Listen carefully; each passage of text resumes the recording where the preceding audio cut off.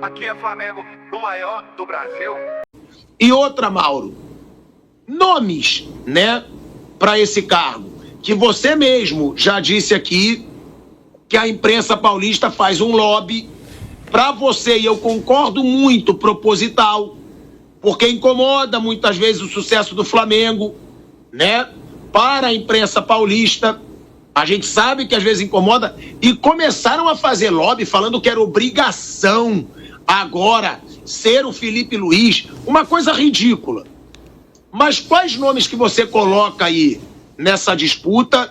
E outra, Mauro, você deu uma notícia aí, né, no seu blog, de que o Felipe Luiz não aceitaria o cargo de treinador da seleção brasileira nesse momento. E aí eu queria te perguntar sobre isso também. A informação é que o Felipe Luiz já disse para o José Boto, que é o diretor de futebol, que não deixará o Flamengo. Essa é a informação, tá? Obviamente, a partir desse lobby, de parte aqui da mídia de São Paulo especialmente, e eu entendo que alguns setores da mídia falam nisso com esse intuito, para mim isso é muito claro, ninguém vai admitir, mas é muito claro, como já houve também, para tentar enfraquecer o Palmeiras, aí por rivalidade, tudo, aqui, acolá. Abel Ferreira tem que ir para a seleção, então também houve isso. A mesma coisa. Quando um time está indo bem ou com perspectivas interessantes, empurrar o técnico para a seleção é uma saída, né? Para você enfraquecer o adversário. O Corinthians foi vítima disso, inclusive perdendo treinadores, né? Mais de uma vez aconteceu isso. São Paulo pela última vez, porque começou o trabalho com o Dorival foi embora. Mas a informação que eu apurei foi, conversando com o José Boto, o Felipe Luiz disse, não vou deixar o Flamengo, ter o meu plano de carreira. E o José Boto, isso é interessante, ele tem mais receio de perder o Felipe Luiz para um time europeu do que para a seleção. Ele está muito seguro de que o técnico não sairia, se eventualmente convidado pela CBF, mas ele acha que, talvez não agora, mas mais adiante, seja difícil segurá-lo se um clube europeu vir buscá-lo. E, como eu costumo dizer, o Felipe Luiz ele tem passaporte brasileiro, mas é um profissional forjado no futebol europeu. E que tem muito trânsito lá, porque ele foi um jogador respeitado, um jogador que teve boas passagens por clubes diferentes, jogou a Copa do Mundo, jogou na seleção. Então, um bom trabalho dele aqui repercute lá também. E ele teria portas abertas aí a alguns mercados, com toda certeza. Sobre assim, o substituto, eu acho que o melhor nome seria o Jorge Jesus. Acho que seria o melhor nome. O Jorge Jesus não afina para ninguém, barra quem tem que barrar, é bom, todo mundo sabe. Na Copa do Mundo, ele vai fazer 71, agora no meio do ano. Então, na Copa, o Jorge Jesus terá 72 anos. Seria provavelmente a sua única e última oportunidade de comandar uma seleção competitiva. O Brasil pode formar um time competitivo no Mundial. É diferente do Felipe Luiz, de outros treinadores.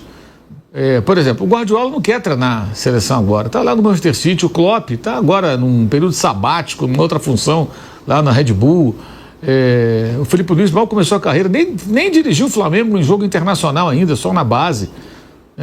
Não passou por nenhuma crise, não foi vaiado. Tem que passar por essas coisas. O Guardiola está passando por isso em alguns momentos nesse ano.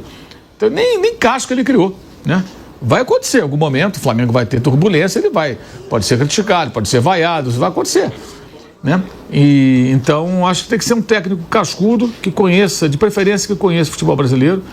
Acho que para esse momento o Jorge Jesus seria melhor do que o Ancelotti, que foi o nome pensado anteriormente.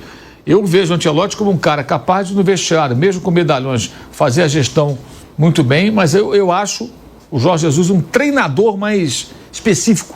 Treinador, cara para dar treino, para corrigir defeitos do time, para dar esporro também, e não vai pipocar para ninguém.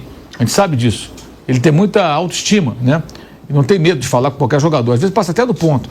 Mas acho que precisa isso. O que não dá é para ter um técnico que levanta o dedo para entrar na rodinha. Repito, esse técnico tem que chegar no vestiário e a rodinha se forma ao redor dele. Todo mundo para ouvir. E eu acho que o JJ tem essa capacidade de fazer isso.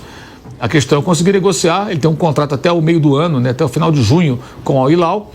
Certamente vai querer jogar lá o Mundial com o Al Hilal, mas talvez você possa ter um técnico interino na data FIFA de junho e tê-lo para a data FIFA seguinte, depois tem ainda mais 2 datas FIFA de amistosos, para tentar arrumar o time, depois no começo do ano que vem, em março, outra data FIFA, e chegar na Copa com o time minimamente organizado.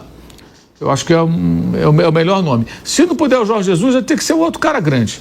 Tem que ser, assim, eu não sou fã do Zé Mourinho, né, meu técnico dos sonhos, mas O Zé Mourinho no vestiário não vai ter medo de barrar Rafinha, Vinícius Júnior, Rodrigo ou quem quer que seja. Não dá para ter um técnico que fique pequeno perto de certos jogadores.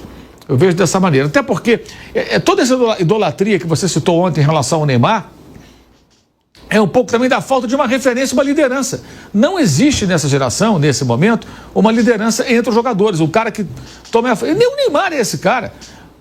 Desculpa, o discurso do Neymar, pela ausência no jogo contra o Corinthians, no vestiário, que depois o Santos divulgou, eu não vejo aquilo como uma grande liderança. Ele estava quase aos prantos, porque não ia jogar. Ali já derrubou o ânimo do time. Na hora H ele não estava lá. Aí teve a história do carnaval e tal. Eu não acho que o Neymar tenha essa postura de líder, de comandante, de, sabe, aquele cara que vai levar. E a seleção não tem hoje um cara com esse perfil. Não tem esse jogador. O Messi fez isso da seleção argentina de 2021 para cá, principalmente. E agora eles já estão num estágio que eles já estão trabalhando sem o Messi, preparando já o time para jogar sem o Messi, sendo capazes de jogar bem sem o Messi. Então acho que tem que ser um cara assim, um cara de peso, o técnico da seleção brasileira. Difícil é contratar nessa corrida. Mauro, aproveitando essa deixa, né, e eu já ia te perguntar, mas eu não queria interromper teu pensamento antes de você falar no nome dele. Mas aí vai uma pergunta. Será que a CBF contrataria o Jorge Jesus sabendo que ele hoje não é uma pessoa benquista pelo Neymar? Por que eu pergunto isso? Porque a gente vê que todos os jogadores da seleção brasileira são bajuladores do Neymar.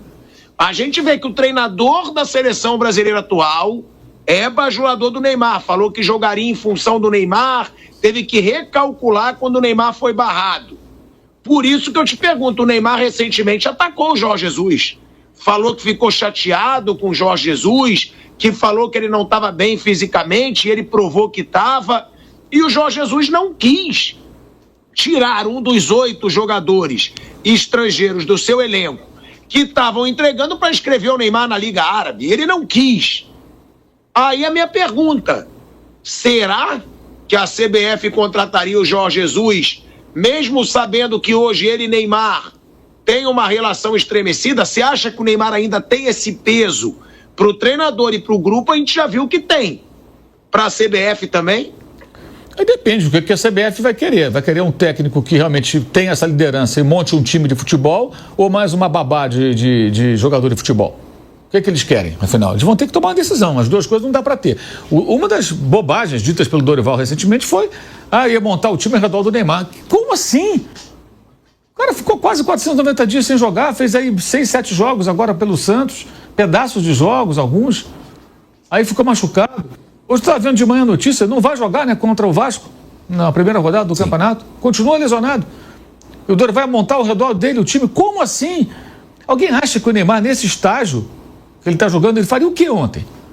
Alguém acha que ele ia pegar a bola, driblar 18 e fazer um gol? Gente, Neymar é um jogador imaginário há muito tempo. Se ele voltará a ser um grande jogador, a gente não sabe. Ele hoje habita a imaginação dos Neymarzetes.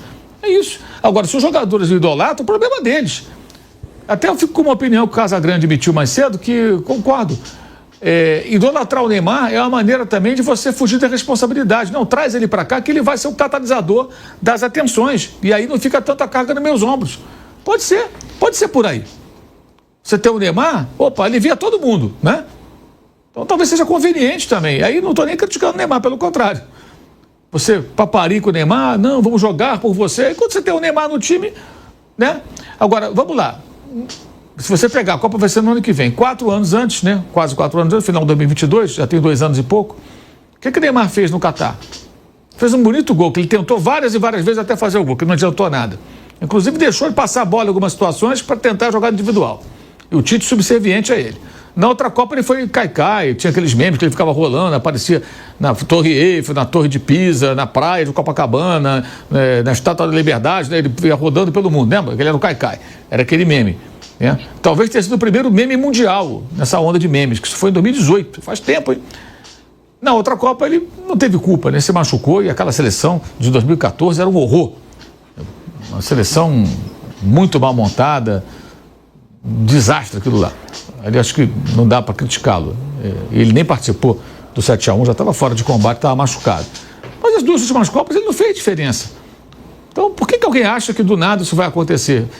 Então, se a CBF quiser realmente corrigir rota, ela vai ter que buscar um técnico que realmente controle, comande, tenha autonomia.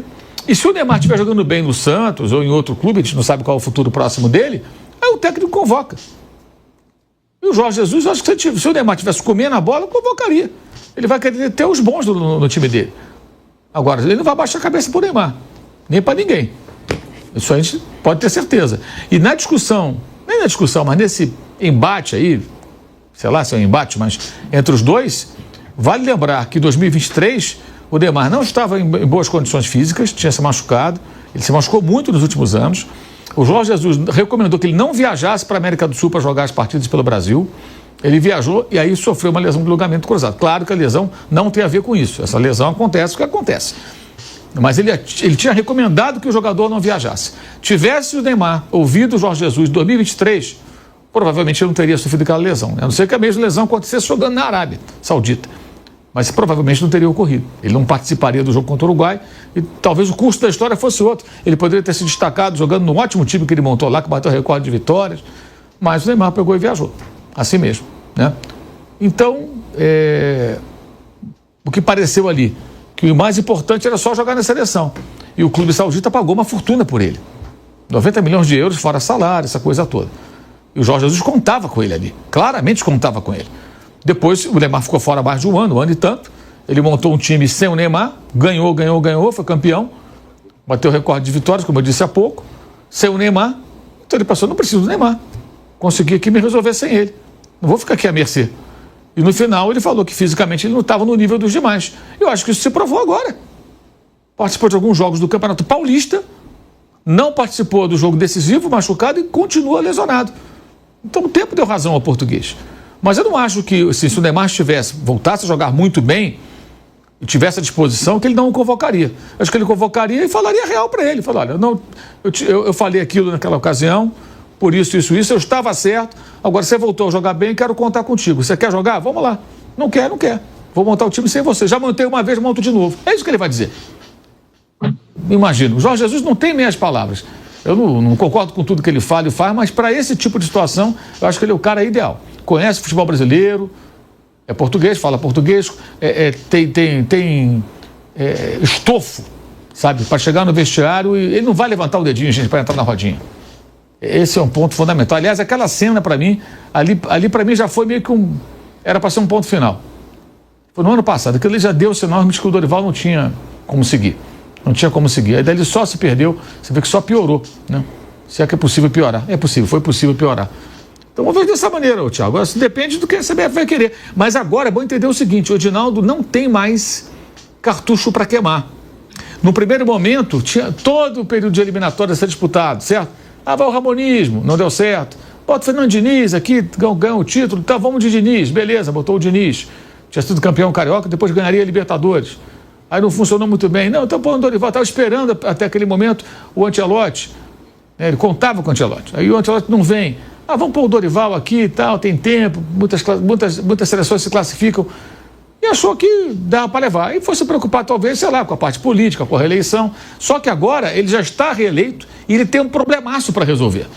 Ele não tem mais... Se o Brasil perder para Equador e Paraguai, ele pode começar a correr risco de ter que jogar repescagem, e depois ficar fora da Copa do Mundo. Então ele precisa de uma solução imediata ou um bom interino que consiga fazer com que o time ande nesses dois jogos, preparando o terreno para alguém que chegue depois. Porque vai ser difícil, é em junho que o Brasil vai jogar de novo. E o Ancelotti, se ele conseguisse o Ancelotti, em junho ele tem o Mundial de Clubes, junho e julho, Real Madrid. Al Hilal conta com o Jorge Jesus. Fazer o cara rescindir o contrato não vai ser fácil. Então são dois nomes difíceis já. Ele pode buscar outros, evidentemente. Eu estou citando aqui um que já foi procurado, que é o italiano, e o português, que me parece o mais óbvio, pelo perfil, pela experiência e pelo momento da carreira também. Dificilmente o Jorge Jesus, ele vai ter 72, na outra Copa ele vai ter 76 anos. É provável que, caso se apresente essa oportunidade, seja talvez a última da carreira dele.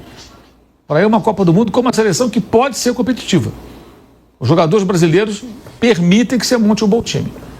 Permite. O tempo é curto, períodos de tratamento muito escassos, mas é o que tem para hoje. É um desafio. Eu acho que seria a melhor opção, por tudo que eu acabei de dizer. Agora, o que a CBF vai fazer, só tem que lembrar no contexto. Ele não tem mais cartucho para queimar. O presidente da CBF, ele queimou todos os cartuchos. Ele precisa de uma solução. Ele tem que ter ele tem um tiro só e tem que acertar no alvo. É aquela bala de prata, né? Ele não tem outra. Ele tem que acertar, tem que ser uma escolha certeira. Não dá para fazer teste mais. Dorival foi teste, Diniz foi teste, porque o Diniz era um teste que, se não viesse o Ancelotti, ele ficaria. Não funcionou. Foi um desastre também.